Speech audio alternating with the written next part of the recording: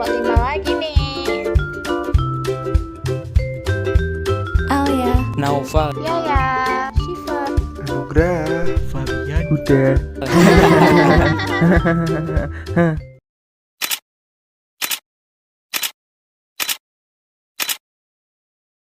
Halo teman-teman semua, kali ini kelompok 5 akan memberikan informasi mengenai metode dan cara pengumpulan data untuk official statistik. Sebelumnya, tahukah kalian apa itu pengumpulan data? Pengumpulan data adalah proses pengumpulan informasi yang diperlukan untuk setiap unit terpilih dalam survei. Metode pengumpulan data harus dipilih untuk dicapai cakupan yang luas, tingkat respons yang tinggi, dan mengumpulkan informasi yang akurat pada saat yang bersamaan, memperkecil beban pengumpulan dan memiliki biaya yang wajar. Pengumpulan data menurut metode dibagi menjadi 3, yaitu pencacahan sendiri, metode yang dibantu pewawancara, dan metode pengumpulan data lainnya. Pengumpulan data dibagi menurut beberapa tipe. Yang pertama, berbasis kertas. Berbasis kertas dibagi lagi menjadi 2, yaitu pengisian mandiri dan wawancara. Dan sedangkan wawancara dibagi lagi menjadi 2, yaitu wawancara melalui tatap muka dan wawancara melalui telepon. Yang kedua, metode bantuan komputer. Metode bantuan komputer terbagi menjadi 2, yaitu yang pertama wawancara mandiri, terdiri dari pengisian mandiri dengan kuesioner elektronik dan transfer dari mesin ke mesin. Selanjutnya ada komputer assist interview, terdiri dari komputer assist personal interview dan komputer assist telepon interview. Lalu ada metode pengumpulan data lainnya, yaitu pengamatan langsung, pelaporan data elektronik, data administratif, metode penggabungan, dan yang terakhir survei tambahan dan omnibus. Evolusi BPS dalam metode pengumpulan data. BPS 1.0 ada di masa penjajahan sampai masa Indonesia merdeka. Menggunakan PAPI, pengolahan data dilakukan secara manual dan belum menggunakan database. BPS 2.0 masa mainframe dan mulai menggunakan database. Pengolahan berbasis PAPI dan data administrasi.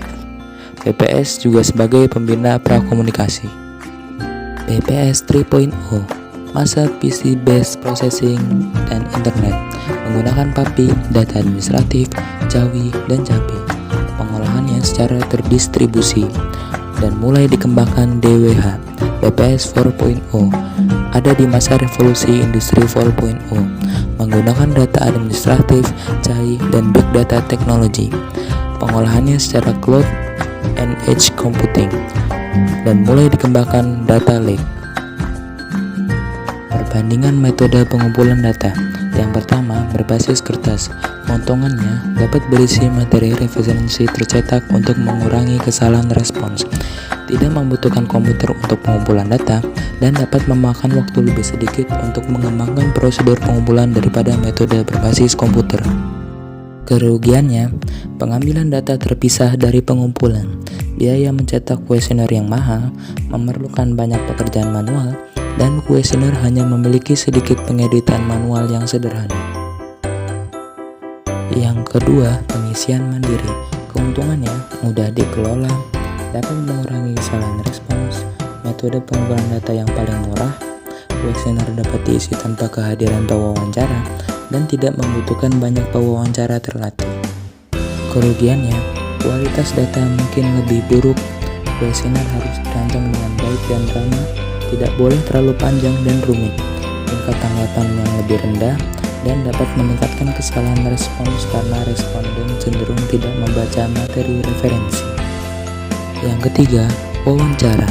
Keuntungannya, tingkat respons yang lebih baik, memungkinkan periode pengumpulan yang lebih fleksibel, dan dapat diterapkan pada populasi dengan keterampilan literasi yang buruk.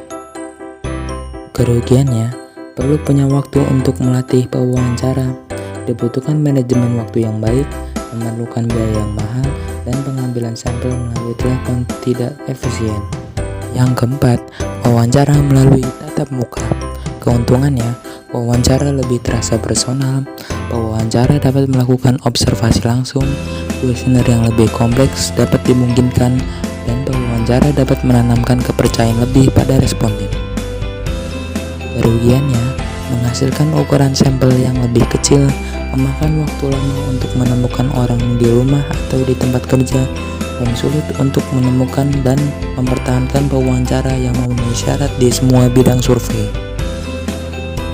Yang kelima, wawancara melalui telepon.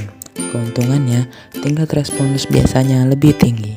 Kontrol kualitas wawancara mudah diterapkan, lebih murah dan rahasia daripada wawancara pribadi, serta dapat melakukan wawancara di daerah yang sulit atau tidak terjangkau.